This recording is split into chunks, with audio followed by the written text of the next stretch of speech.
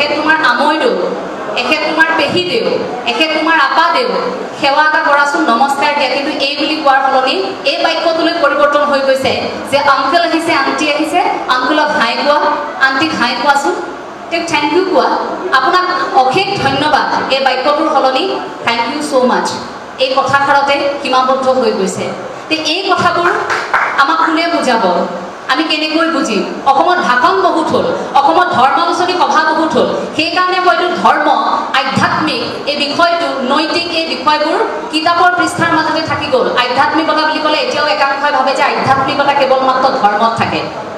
ধাৰ্মিক গ্ৰন্থসমূহত আপুনি আধ্যাত্মিকতাৰ প্ৰভাৱ পাব পাৰে, আধ্যাত্মিকতা আপুনি তাৰ পৰা শিকিব পাৰে, কিন্তু আধ্যাত্মিকতা মানে ধৰ্ম নহয়। এয়া অসমৰ একাংশ ল'ৰা ছোৱালীৰ মাজত ধাৰণা হৈ গ'ল যে আধ্যাত্মিকতা এই দিশটোৰ সৈতে জড়িত হ'বৰ বাবে নিৰ্দিষ্ট এটা বয়স লাগিব। ককা আইতাহঁতহে নামঘৰলৈ যায়, আমি কিয় এইখিনি সময়ত যাব লাগে? নামঘৰত গৈনো এতিয়া কি কৰিম? তাৰ সলনি যদি আমি বাৰ্থডে পাৰ্টি এটা থাকে, সেই বাৰ্থডে পাৰ্টিটোত যাবলৈ উচপিচনিটো অকণমান বেছিকৈ থাকে। সেই কথাখিনি কাক কোনে শিকাব? পিতৃ মাতৃ সেই কথাখিনি কেনেকৈ শিকাব? আমাৰ এই ঠাইখিনিৰে এগৰাকী ব্যক্তি গুৱাহাটীৰে, তেওঁ থাকে আমেৰিকাত, পিতৃ মাতৃক ৰাখিছে বৃদ্ধাশ্ৰমত। আমেৰিকাত তেওঁ খুব টকা তেওঁ ঘটি আছে, অৰ্থনৈতিকভাৱে খুব স্বাৱলম্বী।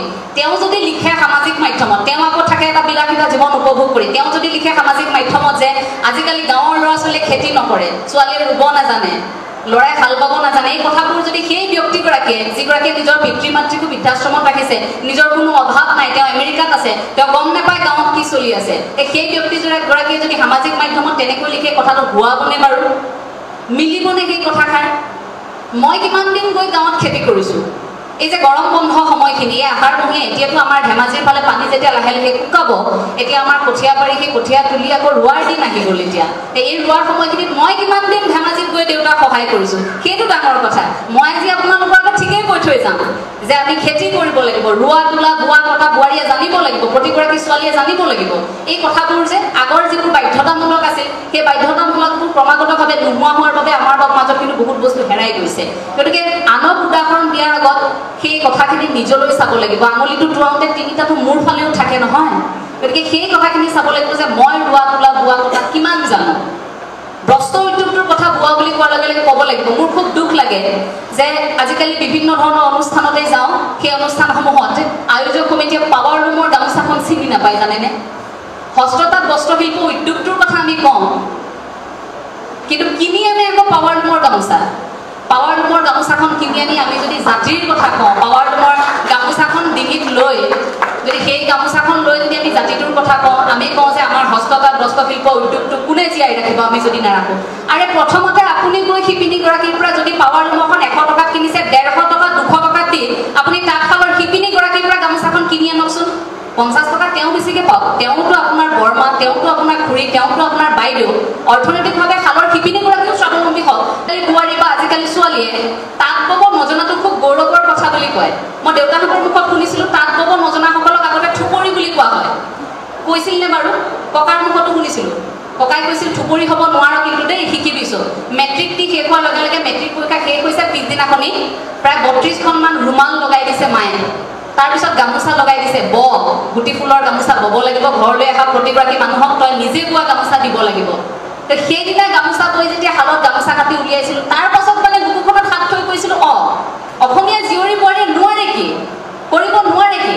আমি অৰ্থনৈতিক স্বাৱলম্বিতাৰ দিশ আৰু ক'ৰবাত বজাৰে ঘুমাৰে ঘূৰি ফুৰিলে নহ'ব, আমাৰ ঘৰখনতেই আছে। দেউতাই সেই সময়খিনিত খেলি থকাৰ পৰা, লগৰ ল'ৰা ছোৱালীৰ লগত খেলি থকাৰ পৰা পিটি পিটি ঘৰলৈ ঘূৰাই অনা সময়খিনি, আৰু এতিয়া মোবাইলৰ পৰা আঁতৰাই যা খেলগৈ বুলি লগৰ ল'ৰা ছোৱালীৰ ওচৰলৈ পঠিওৱা সময়খিনি, কিমান দীঘলীয়ানো সময়। কিন্তু চাওকচোন ইমান বেছি পৰিৱৰ্তন। সেই ককা আইতাৰ ওচৰত সাধু শুনা, সেই আধ্যাত্মিক কথা শুনা, নীতি শিক্ষা শুনা সেই সময়খিনিৰ পৰা এতিয়াৰ এই সময়খিনিলৈকে, এতিয়া মোবাইলত কাৰ্টুন চাই চাই ভাত খুওৱা সময়খিনিলৈকে বৰ বেছি দীঘলীয়া সময় নহয়। কিন্তু আজিৰ পৰা চাব 10-12 বছৰৰ পাছত সাংঘাতিক পৰিৱৰ্তন হ'ব অসমত। এই যে আমি হেৰুৱাইছোঁ কিবা এটা পোৱাৰ তাৰণাত যে আমি মানুহ চট ফটাই ফুৰিছোঁ, এই যে আজি সকলো একত্ৰিত হৈ সাহিত্য চৰ্চা কৰিম বুলি যে একেলগে বহিছোঁ, এই পৰিৱেশবোৰে আমাক এদিন কন্দুৱাব। এনেকৈ বহিবলৈ মানুহ ভাড়াত আনিব লাগিব। কেইটামান দিন আছে অসমত, আত্মীয় যদি ঢুকায় তেন্তে কান্দিবলৈ হয়তো আপুনি ভাড়াত আনিব লাগিব, আহিবলৈ সময় নাপায়। আহাদিত আহি এটা ৰুমত ভাড়া থাকে, কেইটামান দিন কোনোবা এটা প্ৰতিষ্ঠানত কাম কৰে, কোনোবা এখন পাৰ্লাৰত কোনোবা কাম কৰে, যিকোনো ধৰণৰ প্ৰতিষ্ঠানত কাম কৰে।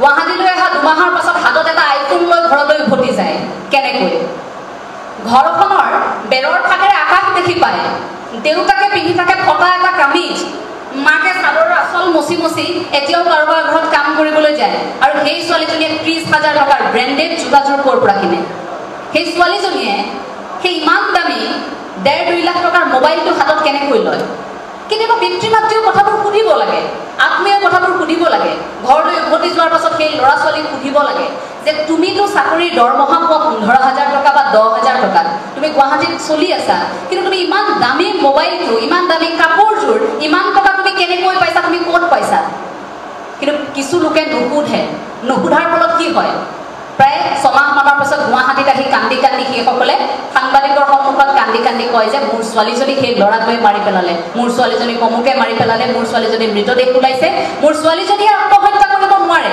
মোৰ ছোৱালীজনীক পৰিকল্পিত হত্যাকাণ্ড কিন্তু তাৰ পাছতো কান্দি কান্দি ছোৱালীজনীক উভতাই আনিব পাৰিব নেকি